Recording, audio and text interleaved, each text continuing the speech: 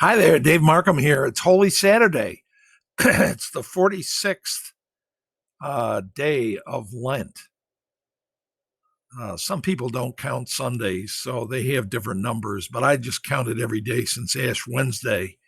And so today is the 46th day.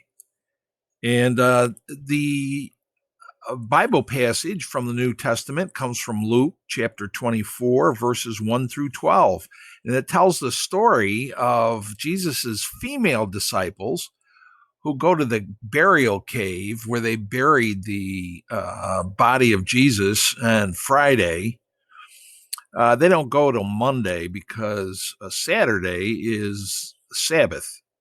So that would have been the day of rest. But early on the first day of the week, it says. So that would have been on Sunday. They go and apparently are prepared to anoint the body of Jesus. And it's not there. So it all of a sudden turns into a mystery story. Where's the body?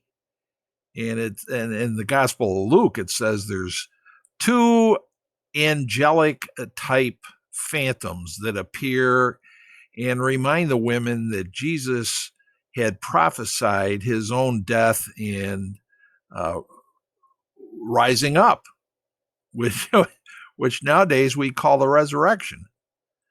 And so then they run off and they tell the guys, and they don't believe them. They think that the women are exaggerating, and they're kind of airheaded, and so Peter goes and he checks for himself, and right, there's no body there. So then it says he went home amazed. So that's the story, and Christians have been talking about this for centuries. Where's the body?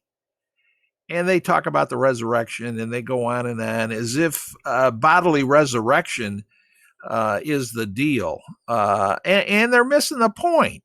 That the point has nothing to do with Jesus's bodily resurrection. Who cares about the body? The point of the story is Jesus's spirit. And the story of the crucifixion is, even though he's in agony and he says, Eli, Eli, lama sabachthani, my God, why have you forsaken me? He then winds up saying, Father, forgive them, for they know not what they do. And he rises above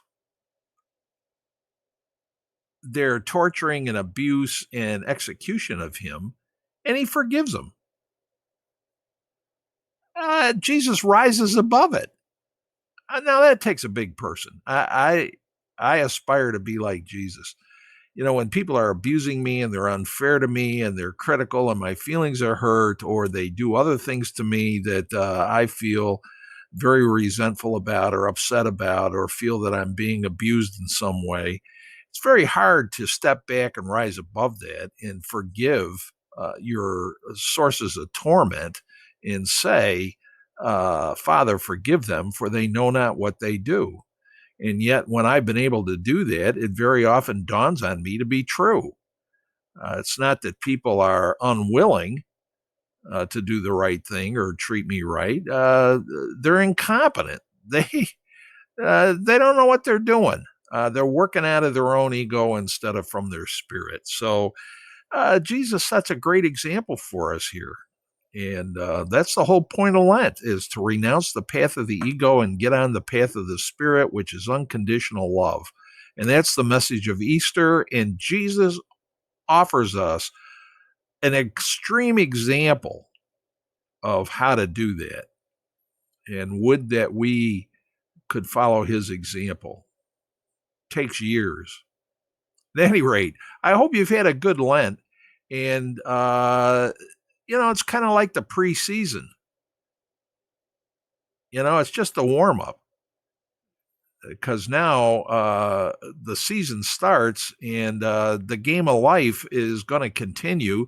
And hopefully, we've learned some things from reflecting on Jesus's example here that we can use to coach us as we go about interacting and managing our own functioning uh, for the rest of our life.